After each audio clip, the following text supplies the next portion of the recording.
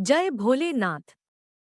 दोस्तों, यह तो हम सभी जानते हैं कि द्वापर युग में भगवान विष्णु श्री कृष्ण के रूप में अवतरित हुए थे, लेकिन यह बात बहुत कम ही लोग जानते हैं कि भगवान श्री कृष्ण की मृत्यु त्रेता युग में भगवान विष्णु के राम अवतार का ही एक कारण था।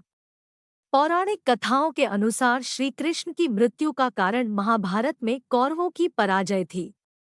18 दिन चले महाभारत युद्ध में दुर्योधन की मृत्यु के पश्चात जब युधिष्ठिर का राजतिलक हो रहा था, तब अपने 100 पुत्रों की मृत्यु से दुखी उनकी माता गांधारी ने महाभारत युद्ध के लिए भगवान श्री कृष्ण को दोषी ठहराते हुए भगवान श्री कृष्ण को श्राप दे दिया कि जिस तरह कौरव वंश का नाश हुआ है, ठीक उसी प्रकार भी तुम्हारे वंश का भी नाश होगा। महाभारत के मौसल पर्व अध्याय में भगवान श्री कृष्ण के मानव रूप का छोड़ने का वर्णन किया गया। इस अध्याय मौसम पर्व में वर्णित कथा के अनुसार भगवान श्री कृष्ण की मृत्यु महाभारत युद्ध समाप्त होने के 35 साल बाद हुई थी। महाभारत युद्ध के 35 साल बाद माता गांधारी के श्राप ने श्री कृष्ण की द्वारका नगरी पर अपना असर दिखाना शुरू कर दिया था। गांधारी के श्राप के प्रभाव को भाव कर भगवान श्री कृष्ण ने यदुवंशियों को द्वारका से लेकर प्रभास क्षेत्र आ गए। प्रभास क्षेत्र आकर भगवान श्री कृष्ण ने ब्राह्मणों को अन्न दान देकर यदुवंशियों को कहा कि अब तुम लोग मृत्यु का इंतजार करो। प्रभास क्षेत्र में प्रवास की कुछ दिनों बाद ही महाभारत युद्ध की चर्चा करते हुए सात्यकी और कृतवर्मा में विवाद हो गया। सात्यकी ने गुस्से में आकर कृतवर्मा का सिर काट दिया। इससे उनमें आपसी युद्ध भड़क उठा और वे समूहों में विभाजित होकर एक दूसरे का संहार करने लगे।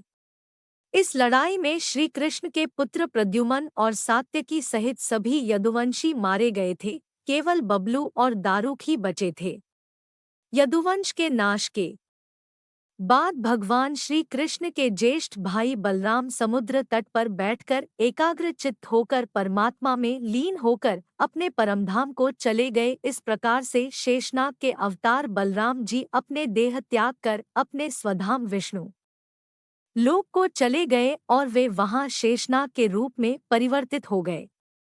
बलराम जी के देह त्यागने के बाद एक दिन भगवान श्री कृष्ण पीपल वृक्ष के नीचे ध्यान की मुद्रा में लेटे हुए थे। तब उस क्षेत्र में जरा नाम का बहेलिया आया। जरा एक शिकारी था और वे हिरण की शिकार की खोज में घूम रहा था। तब जरा को दूर से हिरण के मुख के सामान भगवान श्री कृष्ण के पैर का तलवा दिखाई दिया। बहेलिया ने बिना सोचे समझे वहीं से एक तीर छोड़ दिया जो श्री कृष्ण के तलवे में जाकर लगा।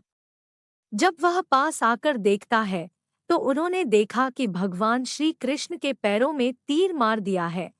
यह देखकर उसे बहुत पश्चाताप होने लगा और हाथ जोड़कर भगवान श्री कृष्ण के पैरों में गिर गए और भी क्षमा मांगने लगे। तब भगवान श्री कृष्ण ने उस बहेलिये से कहा कि हे जरा तू डर मत, तुमने कोई गलती नहीं की है, यह मेरे ही पूर्व जन्म में किए हुए कर्मों का फल है।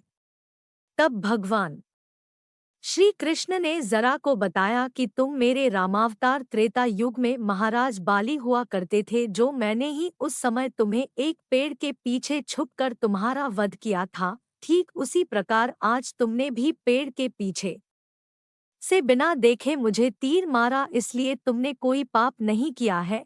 तुम मेरी कृपा से स्वर्ग में वास करोगे।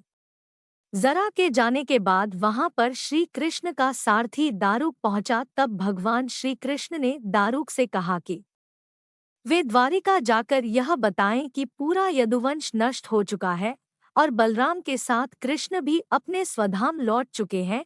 अतः सभी लोग द्वारिका छोड़कर इंद्रप्रस्थ चले जाए, क्योंकि जब मैं द्वारिका में नहीं रहूंगा तो समुद्र उसे डूबा देंगे, इसलिए यह नगरी अब जलमग्न होने वाली है।